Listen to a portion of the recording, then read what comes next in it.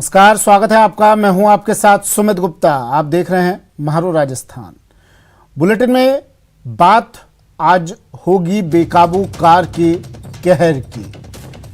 एक कार ने कई लोगों को रौंदते हुए एक कार निकल गई, जिसमें एक व्यक्ति की मौत हो गई। किस तरह ये पूरा घटनाक्रम रहा, किस तरह यह हादसा हुआ, ये दिखाएंगे आपको, और उसके बाद लोगों का हंगामा भी दिखाएंगे आपको। फिर दिखाएंगे कैसे काल के गाल में समा गई 6 जिंदगियां। साथ ही बात होगी करौली की, जहां पाबंदी लगातार जारी है। और फिर दिखाएंगे आपको सेवा दल की गौरव यात्रा। वहीं बात होगी पाली की, जहां अरावली की पहाड़ियों पर 5 दिनों से आग धधक रही है। सबसे पहले बुलेटिन में बात करते हैं रफ्तार के कहर की। कोटा से खबर है, जहां बेकाबू कार ने फुटपाथ पर सो रहे लोगों को रौंद दिया। फिर बात करेंगे जोधपुर की, जहां ट्रक और बोलेरो में जबरदस्त टक्कर हो गई। हादसे में 6 लोगों की मौत हो गई। और आखिर में बात बाड़मेर की होगी, जहां डंपर ने बाइक को रौंद दिया।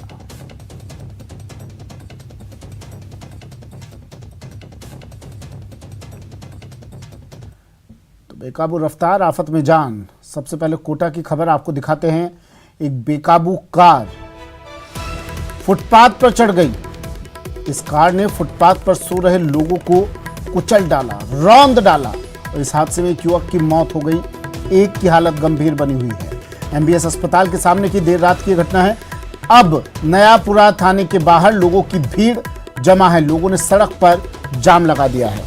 बता देते हैं इस पूरी घटना के बारे में आपको। बेकाबू कार ने फुटपाथ पर सो रहे लोगों को कुचलने का ये पूरा मामला है। लोगों ने इसके बाद रास्ता जाम कर आक्रोश जताया।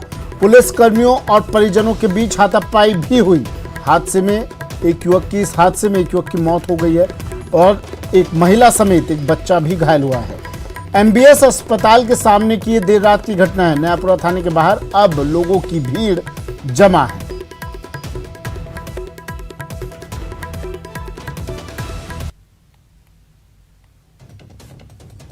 ये हमें इंसाफ तो नहीं मिल रहा और हमें पुलिस वाले मार रहे हैं। आपके सामने देखा अभी मुझे किसर तोड़ ले जा रहे हैं। क्यों? हमें इंसाफ चाहिए। मेरा बड़ा भाई मरा है। यहाँ देखो, आप उधर आप देख सकते हो घटना कितने साइड पे हो रहा है, फिर भी उसने पुलिस वाले हमें मार रहे हैं। हमें इंसाफ चाहिए। क्या डिमांड, क्या है, मांग क्या? हमें तो मुझे तो मेरा भाई चाहिए। क्या ये ला के दे सकते हैं मुझे मेरा भाई? मेरी बड़ी भाभी हॉस्पिटल में पुलिस वाले में, और पुलिस वालों ने वहाँ पे जिससे जुर्म किया उसको आराम से बिठा रखा है, कुर्सी पे बिठा रखा है। वहाँ पे उसके साथ कुछ एंजॉय नहीं कर रहे, उसको कुर्सी पे बिठा रखा है। वहाँ पे पुलिस वाले को मुजरिम ने थाने में बिठा के रखा है। उसको रात में लेके गए, उसको वहाँ से छुड़ा गया, वहाँ भी फरार कर दिया। अभी हमने कार्रवाई करी, जब उसको वहाँ भी पुलिस थाने में लाके कुर्सी पे बिठा के रखा है। ये आगे पुलिस वालों ने मेरे बाल पकड़ के मारा उसको, है ना। पुलिस वालों ने हमारे को इंसाफ नहीं दिला रहे।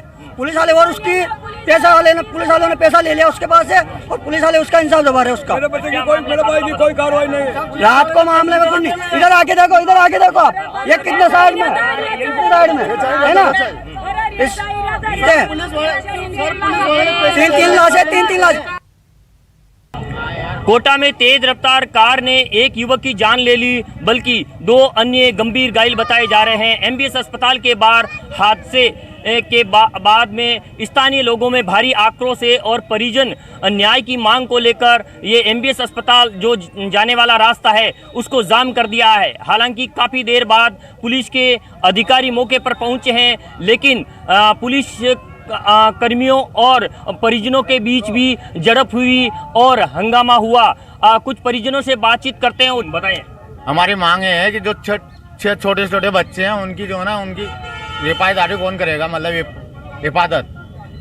आपके साथ क्या हुआ था? सर मेरे साथ, मैं इंसाफ के लिए बैठा हूँ यहाँ पे मेरे पूरे परिवार के साथ। क्या तो पुलिस वाले आप यार सुबह के 7-4 बजे कोई पुलिस वाले नहीं आए, और जब आए तो हमने रोड जाम कराया कि वहाँ में इंसाफ वाले आए वहाँ कुनाड़ी थाने से, और मेरी गर्भान पकड़ के मुझे थाने में ले जाने की धमकी दे रहे, नयापुरा थाने में धमकी दे रहे मारने के लिए। क्या हुआ था? रात को 12 बजे की बात है। कुछ भी कार्रवाई नहीं कर रहे भाई, ये मतलब लिखाई पड़ी मतलब कर रहे बेस। ये कह रहे भाई कराएंगे, कुछ भी ध्यान नहीं दे रहे। मुजरिम को है ना, मुजरिम यहाँ भी था, यहाँ से भगा दिया उनको भी उन्होंने, पुलिस वालों ने।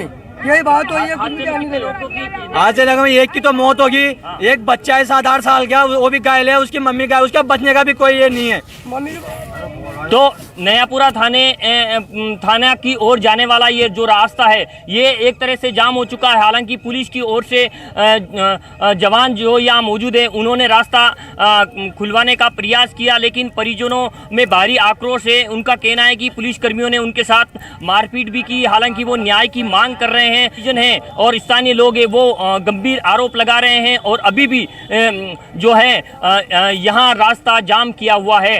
कोटा से न्यूज 18 राजस्थान के लिए ओम प्रकाश मारू।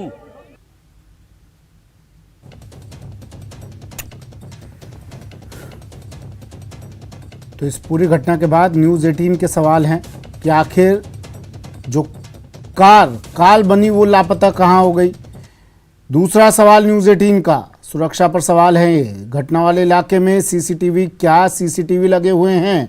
अगर हैं तो इनके सीसीटीवी फुटेज कहाँ हैं? सीसीटीवी के फुटेज कहाँ पर है अगर यहाँ सीसीटीवी है तो?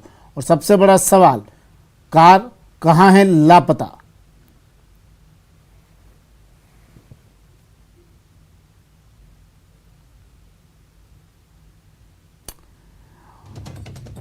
नाइट पेट्रोलिंग को लेकर भी सवाल है।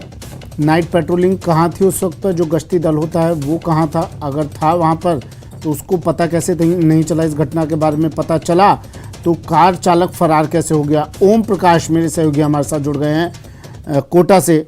ओम प्रकाश, ये लोग बोल रहे हैं कि पुलिस ने एक आरोपी को हिरासत में लिया है, पूछताछ की जा रही है। क्या पहचान हो गई है आरोपियों की? फिलहाल इस मामले में पुलिस के आला अधिकारियों द्वारा पूरी तरह से चुप्पी साध रखी है। परिजनों का जरूर आरोप है कि उस युवक को गिरफ्तार कर लिया है, बिठा दिया है, लेकिन पुलिस का कहना है कि इस मामले में जांच की जा रही है। दावा किया जा रहा है कि कार को जब्त कर लिया है, लेकिन बड़ा सवाल कि जब कार को जब्त कर लिया है, उसके नंबर ट्रेस कर लिए गए, तो क्यों नहीं उस कार मालिक का अभी तक पता नहीं चल पाया है? क्यों नहीं कार चालक के बारे में जानकारी जुटाई गई है? ये तमाम सवाल पुलिस की कार्यप्रणाली पर कई बड़े सवाल खड़े हो रहे हैं। परिजनों को आक्रोश व्याप्त है। फिलहाल एमबीएस अस्पताल की मोर्ची में उनके मृतक के शव को रखवाया गया है। हालांकि पुलिस के आला अधिकारी वहां पहुंचे हैं। आश्वासन जरूर देने के बाद कुछ शांति जरूर वहां देखी जा रही है।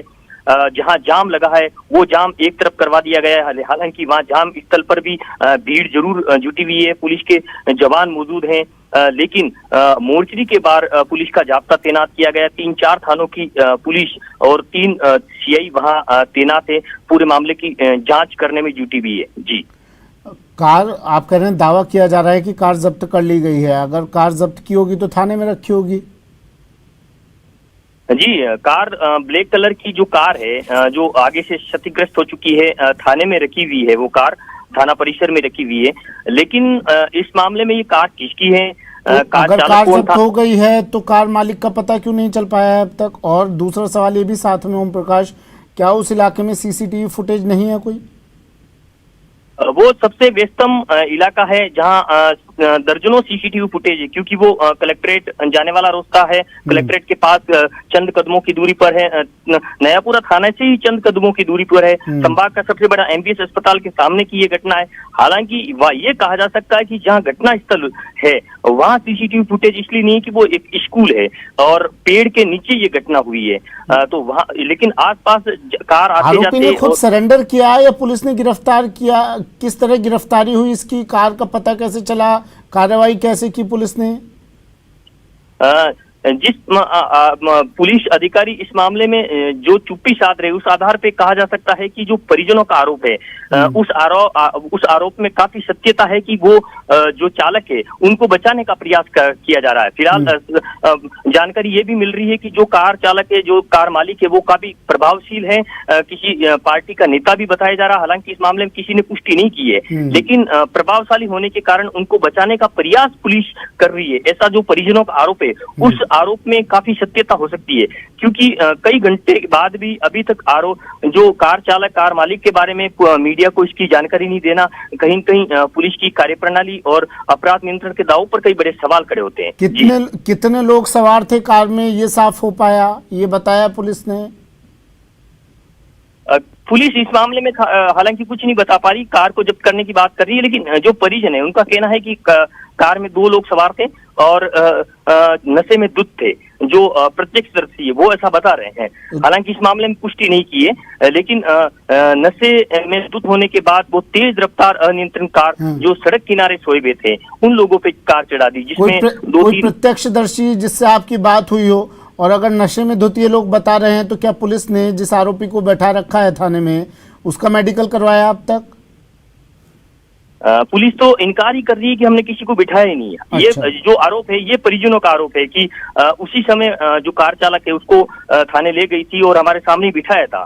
तो इसी आधार पे कहा जा सकता है कि पुलिस इस मामले में पूरी तरह से दबाने का प्रयास कर रही है, क्योंकि परिजनों का आरोप है कि प्रभावशाली व्यक्ति है। पुलिस कह रही है किसी आरोपी के तक उसके हाथ नहीं पहुंचे हैं, कार पुलिस ने जब्त कर ली है, गाड़ी के नंबर भी होंगे, तो अब तक पुलिस शांत क्यों बैठी है, क्यों नहीं आरोपियों तक पहुंच पाई है?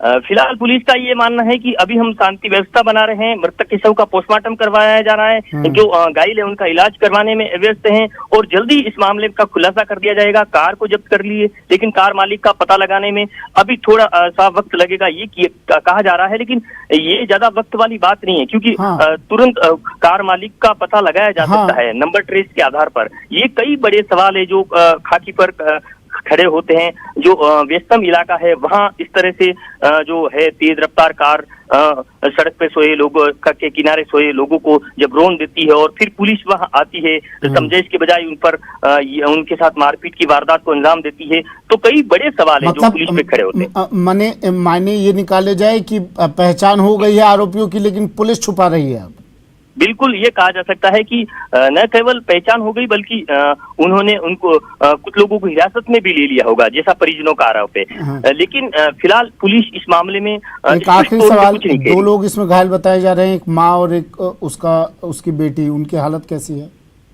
एक लड़का है जो 7 साल का बताया जा रहा है और एक महिला है जो उसमें से दोनों की हालत गंभीर बताई जा रही है फिलहाल, क्योंकि एक की तो मौके पे ही मौत हो गई। प्रकाश, तमाम जानकारी के लिए। एक लड़का और एक महिला, एक बच्चा है और एक महिला है जो घायल हुए इस हादसे में। एक व्यक्ति की मौत हुई है, बेकाबू कार ने फुटपाथ पर सो रहे लोगों को कुचला, जिसमें एक व्यक्ति की मौत, एक महिला और एक बच्चा गंभीर रूप से घायल, जिनका अस्पताल में इलाज जारी।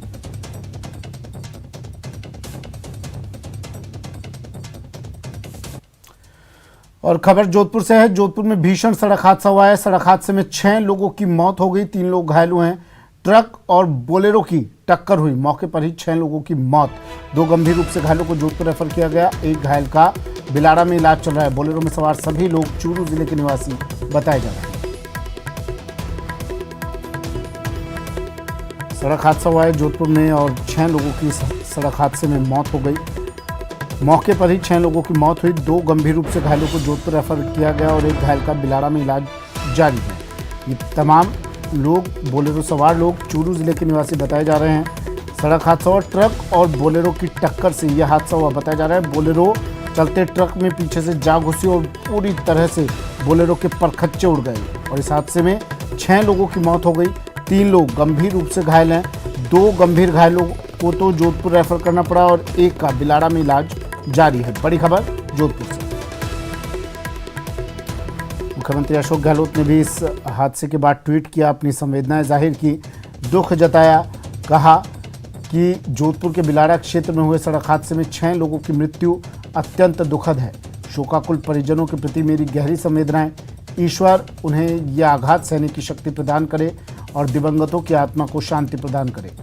दुर्घटना में घायलों के शीघ्र स्वास्थ्य लाभ की कामना।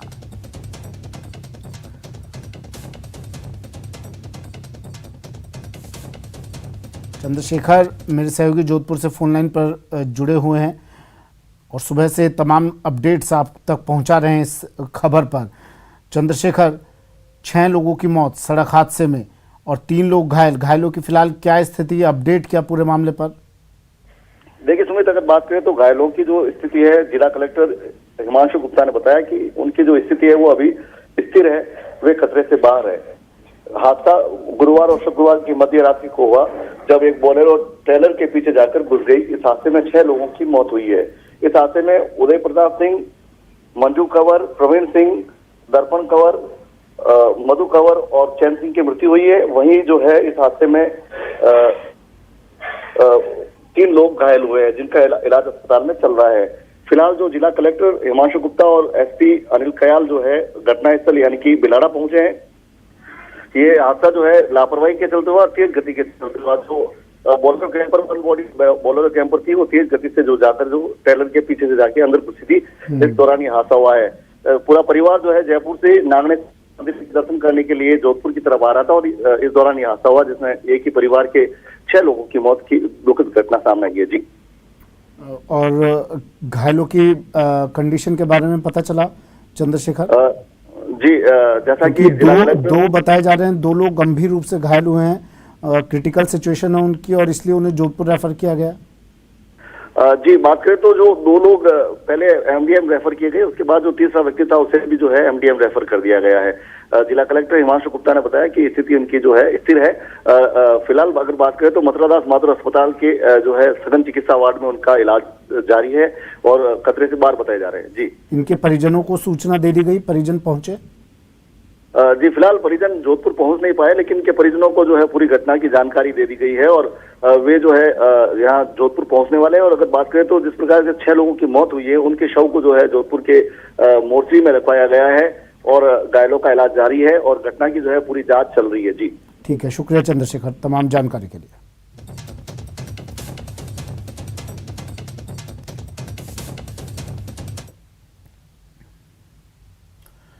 और अब बात मुख्यमंत्री अशोक गहलोत के मेवाड़ वागड़ दौरे की। गुजरात राजस्थान के रतनपुर बॉर्डर पर आज़ादी गौरव यात्रा का स्वागत मुख्यमंत्री करेंगे। अजय माकन, मुकुल वासनिक, रघु शर्मा, डोटासरा उनके साथ इस दौरान मौजूद रहेंगे। बॉर्डर से सभा स्थल तक सीएम समेत अन्य नेता पैदल चलेंगे। सभा को भी सीएम गहलोत संबोधित करेंगे। साबरमती आश्रम से आज़ादी गौरव यात्रा निकली है। दिल्ली के राजपथ तक ये यात्रा जाएगी।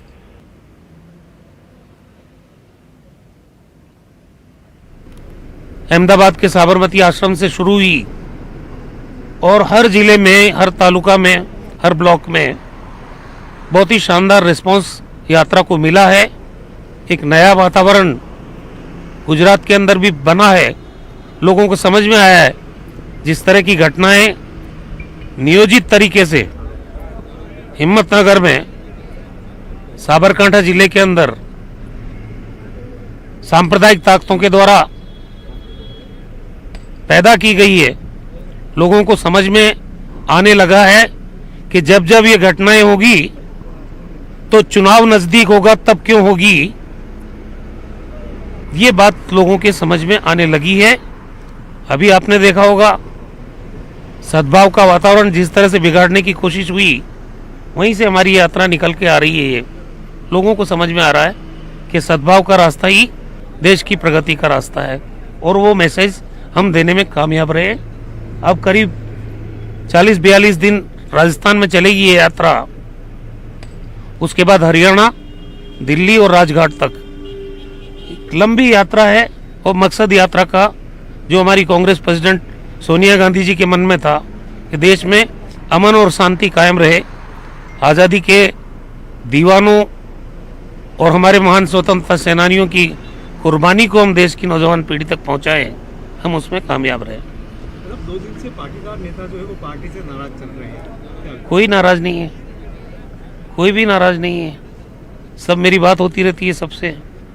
बस मैंने उनसे यही कहा कि कोई भी बात प्रेस और मीडिया के माध्यम से नहीं आनी चाहिए। घर में बैठ के कोई बात है, किसी से कोई नाराजगी, इतना बड़ा परिवार होता रहता है, लेकिन सब पार्टी के साथ है, कोई नाराजगी नहीं। नरेश पटेल को पार्टी में लाने को लेकर, नरेश पटेल जी अच्छे आदमी हैं, हम भी चाहते हैं कि वो हमारे साथ जुड़े। अब पार्टी हाईकमान तय करेगा, उनके और बीच में, पार्टी हाईकमान के बीच बातचीत चल रही है। मुझे लगता है सब अच्छा फैसला होगा। बिल्कुल, देखिए यात्रा का जो प्रमुख उद्देश्य सामने आया है, पूरे देश में अमन और शांति बनी रहे, ये उद्देश्य, जैसा कि गुजरात के कांग्रेस प्रभारी रघु शर्मा ने स्पष्ट किया है कि जो देश के लिए शहीद हुए हैं उनके जो काम है, उनकी जो शहादत है वो देश की नई पीढ़ी तक पहुंच सके, और इसी को लेकर साबरमती आश्रम से ये यात्रा रवाना हुई थी। और हम इस समय रतनपुर बॉर्डर पर मौजूद है, राजस्थान और गुजरात का ये बॉर्डर है, इस बॉर्डर पर मौजूद है। और यहाँ पर कुछ ही देर बाद में ये जो यात्रा है ये यहाँ पहुंचेगी, और यहाँ मुख्यमंत्री अशोक गहलोत, कांग्रेस के जो अन्य दूसरे वरिष्ठ नेता जिसमें अजय माकन, मुकुल वासनिक, गोविंद सिंह डोटासरा, रघु शर्मा, ये सब मौजूद रहेंगे। इस यात्रा का गुजरात से राजस्थान के प्रवेश के दौरान स्वागत किया जाएगा, और अब ये यात्रा करीब 40 से 42 दिन तक राजस्थान में गुजरेगी, क्योंकि साबरमती आश्रम से रवाना होने वाली ये यात्रा राजघाट तक जाएगी, और अधिकांश इसका जो रास्ता है वो राजस्थान से गुजरेगा। हमारे साथ में हमारे सहयोगी जयेश है। जयेश,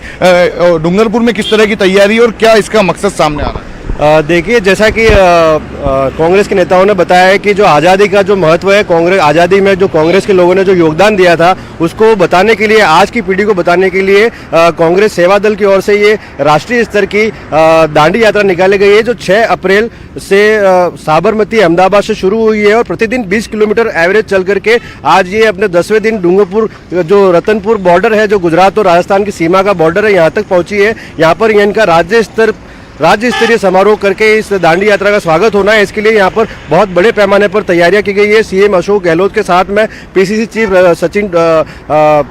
गोविंद सिंह डोटासरा और कई बड़े आला नेता और अधिकारी और मंत्री यहाँ पर आज पहुँच चुके हैं। उनके स्वागत के लिए एक बड़ी सभा का यहाँ पे आयोजन किया गया है, जो यहाँ से थोड़ी सी ही दूर है, और इस पूरे यात्रा के माध्यम से कांग्रेस ये संदेश देना चाहती है कि जो वर्तमान में ये जो राजनीतिक दल है वो जिस प्रकार सोशल मीडिया के माध्यम से और अन्य माध्यमों से जो युवाओं में जो जहर घोल रहे हैं, सांप्रदायिक सौहार्द बिगाड़ रहे हैं, उसको खत्म करने के लिए और कांग्रेस का आज़ादी में योगदान जो है उसको याद दिलाने के लिए दांडी यात्रा निकाली जा रही है। देखिए, ये वो स्थान है जहां पर ये जो आज़ादी गौरव यात्रा, दांडी यात्रा जिसको कहा जा रहा है, इसका स्वागत यहाँ पर किया जाएगा। और ये इसी सर्विस रोड से बताया जा रहा है कि मुख्यमंत्री अशोक गहलोत अपने सभी आला कांग्रेसी नेताओं के साथ में इस आज़ादी की गौरव यात्रा के साथ पैदल मार्च करते हुए करीब 1 से 1.5 किलोमीटर दूर जो सभा स्थल बनाया गया उस सभा स्थल पर पहुंचेंगे, और वहां पहुंचने के बाद में एक बड़ी सभा का आयोजन किया जाएगा। ये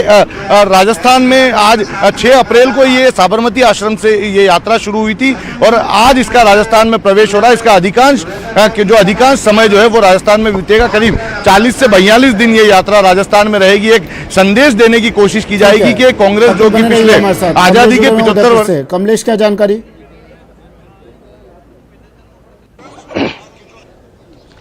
जी देखिए, आज़ादी गौरव यात्रा गुजरात से शुरू हुई है, जो कि राजस्थान में आज प्रवेश कर रही है। इसी को लेकर मुख्यमंत्री उदयपुर और डूंगरपुर जिले दौरे पर है। कुछ देर बाद मुख्यमंत्री अशोक गहलोत उदयपुर पहुंचने वाले हैं। इस समय उदयपुर एयरपोर्ट पर प्रशासन और पुलिस के बड़े अधिकारी मौके पर मौजूद है। साथ ही कांग्रेस के कुछ कार्यकर्ता भी मौजूद हैं यहाँ पर मुख्यमंत्री का स्वागत करने के लिए। और सबसे बड़ी बात है कि शाम को मुख्यमंत्री उदयपुर में एक जिले के अधिकारियों की बैठक भी लेंगे। हमारे साथ यहाँ पर कुछ कांग्रेसी कार्यकर्ता, उनसे पूछेंगे कि किस तरह की यात्रा है, क्या आपका सोचना क्या है? कोविड की महामारी के बाद में जो अशोक गहलोत जी ने पूरे राजस्थान में जिस प्रकार से कोविड के लिए आम लोगों की मदद की है और एक ऐतिहासिक बजट जो प्रस्तुत किया, उसके बाद पहली बार मेवाड़ की यात्रा है। उस मेवाड़ की यात्रा के लिए कांग्रेस के कार्यकर्ता सभी आशान्वित है कि आने वाले समय में हम फिर से गहलोत साहब के नेतृत्व में 2023 में सरकार बनाएंगे। जी, कुछ लोग और भी हैं, उनसे भी जानेंगे कि इस यात्रा को क्या सोच रहे, क्या कांग्रेस के लिए कितना फायदेमंद होगी। जी, मैं ब्लॉक कांग्रेस कमेटी अध्यक्ष पूरन मिनारिया। गहलोत जी का जो सादगीपन है वो मेवाड़ और पूरा राजस्थान उनको याद रखेगा, और उन्होंने जो ऐतिहासिक बजट दिया है उस बजट से राजस्थान को बिल्कुल फायदा होगा और आम जन तक फायदा पहुंचेगा, और 2023 में वापस अशोक गहलोत रिपीट होंगे। बिल्कुल, कांग्रेसी कार्यकर्ता कह रहे हैं कि यात्रा बहुत ही कांग्रेस पार्टी के लिए बहुत सुखमय रहेगी और अच्छी रहेगी, क्योंकि आने वाले समय चुनाव में बहुत समय नजदीक है और मुख्यमंत्री का इस समय एयरपोर्ट पर इंतजार किया जा रहा है। कांग्रेसी कार्यकर्ता स्वागत के लिए खड़े हैं, तो वहीं प्रशासन और पुलिस के बड़े अधिकारी मौजूद है, और साथ ही करीब 12:30 बजे बाद डूंगरपुर से मुख्यमंत्री उदयपुर के लिए रवाना होंगे और शाम को जिले के अधिकारियों की बैठक लेंगे। जी ठीक है। कपिल, आप तस्वीरें दिखा रहे थे कुछ?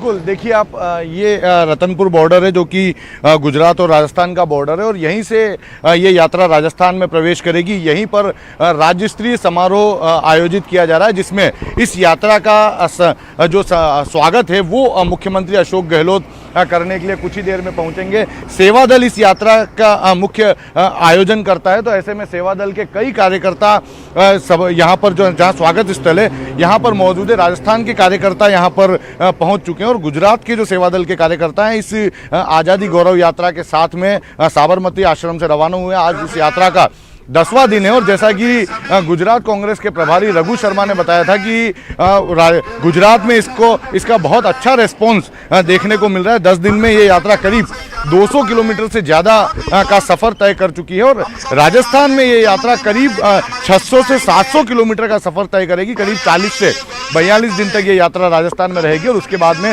राजस्थान से आगे निकलते हुए दिल्ली के राजघाट पर ये यात्रा जाएगी जहाँ पर इसका समापन किया जाएगा। इस यात्रा का 6 अप्रैल से ये यात्रा साबरमती आश्रम से शुरू हुई थी और जब ये यात्रा शुरू हुई उसके बाद से लगातार जो कांग्रेस है एक मैसेज देने की कोशिश कर रही है, युवाओं में एक संदेश देने की कोशिश कर रही है कि जो शांति और सद्भाव का वातावरण पूरे देश में बना रहना चाहिए। जो कांग्रेस का कहना है कि पिछले कुछ समय से ये वातावरण लगातार बिगड़ता जा रहा है, ये सौहार्दपूर्ण वातावरण बना रहे, इसी को लेकर इस यात्रा का आयोजन किया जा रहा है। और इसके अलावा जो देश की आज़ादी के लिए जिन लोगों ने अपनी कुर्बानी दी है उनकी शहादत को याद करते हुए उनके इतिहास को नौजवान पीढ़ी तक पहुंचाया जाए, ये एक प्रमुख यात्रा का उद्देश्य बताया जा रहा है। तो पूरी तैयारी रतनपुर बॉर्डर पर की जा चुकी है। सिर्फ और सिर्फ यात्रा करीब 7 से 8 किलोमीटर दूर बताई जा रही है। करीब आधे से 1 घंटे में संभावना जताई जा रही है कि यात्रा इस बॉर्डर पर पहुंचेगी और उसके बाद में मुख्यमंत्री अशोक गहलोत सहित अजय माकन, मुकुल वासनिक, गोविंद सिंह डोटासरा यहाँ पर पहुँच जाएंगे। ये सभी मिलकर यात्रा का राजस्थान में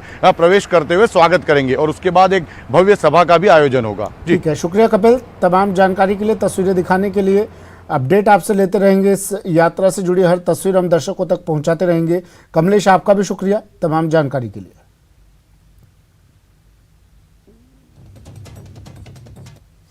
वक्त एक ब्रेक का है, जल्द हाजिर होंगे।